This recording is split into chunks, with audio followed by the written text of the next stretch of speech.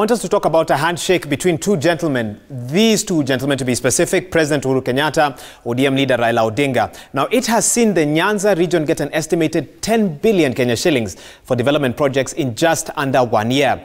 And as Stephen Letoo reports, projects that had stalled have now gained a new lease of life.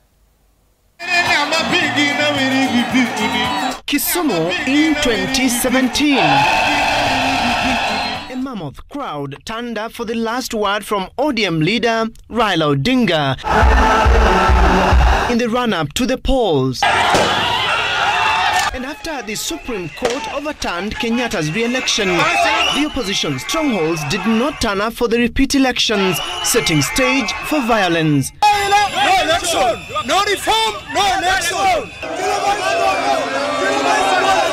We are going to demonstrate peacefully, plus tear gas. Without tear gas, it is not a peaceful demonstration. Dozens of Odinga's supporters died during confrontations with the police.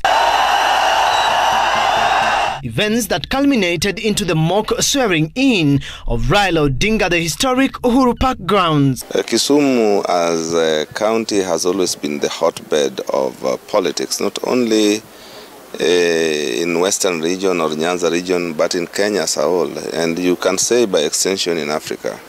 It is like the thermometer of the political temperatures. As local leaders, we used to listen to the statements made by the party leaders in Nairobi. And after the party leaders made a statement in our networks and ODM, we used to convene meetings. Then after convening meetings, we were to start, especially the Monday's demonstration, we were to start at Kondele and go up to the IBC offices or to the regional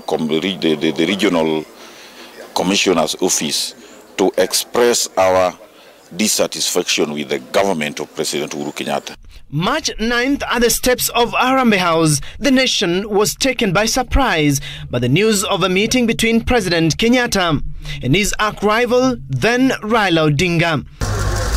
An announcement of a handshake deal that caught allies on both sides flat-footed. We were going for secession, and we were serious, and people were ready to die. And if you were doubting that people were ready to die for that cause, look at what was at Uhuru Park.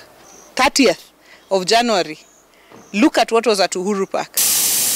Over a year after the deal, some of its results have to show in many ways. The restarting of projects that had stalled, largely due to politics, the region perceived sidelined the state. So far, more than 5 cabinet secretaries have visited Kisumu. All these in a bid to evaluate progress and restart government projects as directed. During the maiden visit of Kisumu and Siaya counties, the head of state delivered a bag of goodies to the region, starting with the launch of the 655.9 million shillings Ahero interchange, linking Kisumu to Homa Bay, Kericho and Kisii counties. The rehabilitation of the Kisumu-Kakamega road that had stalled is also ongoing, with the Kenya National Highways Authority injecting 4.5 billion shillings to the project. Our visit to the Kisumu-Kakamega road painted a picture of a contractor in a race against time to have the project completed on time. Kakamega, Webuye, Kitale, mpaka Juba, South Sudan. Itakuwa unaweza kutoka Kisumu mpaka Cairo, na hii inaitwa Trans-African Highway. Baba anafanya sasa. Tumekuja hapa Kisumu siku ya leo kwa mwaliko wa baba.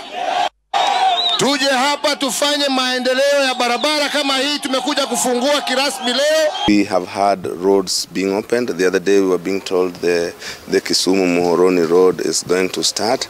Privatization, we have had several meetings here. You see the CES agriculture coming here day in, day out, so that we can have Muhoroni, Miwani, Chemelil, sugar factories, all that have been on their knees, rise up. Every naysayer of the handshake, it's about how is this placed with my 2022 political ambitions. But what our leaders have said, President Uhuru Kenyatta together with Right Honorable Raila Odinga, let's do development for now. Residents of Siaya will also be beneficiaries of this handshake, with the government through partnerships with the African Development Bank sinking 2.1 billion shillings to provide water in Siaya and Bondo. The project set to benefit over 190,000 households. A similar project to be undertaken in Phase 2 will include Ugunja sub-county as well as Sega and Ukwala in Ugenya at a cost of 1.6 billion shillings. Money is also expected to be sunk into Lake Victoria to deal with the water hyacinth that has suffocated the lake. But the icing on the cake is a 368 billion shillings standard gauge railway that is expected to run from Naivasha to Kisumu through Narok, Bomet and Sondu.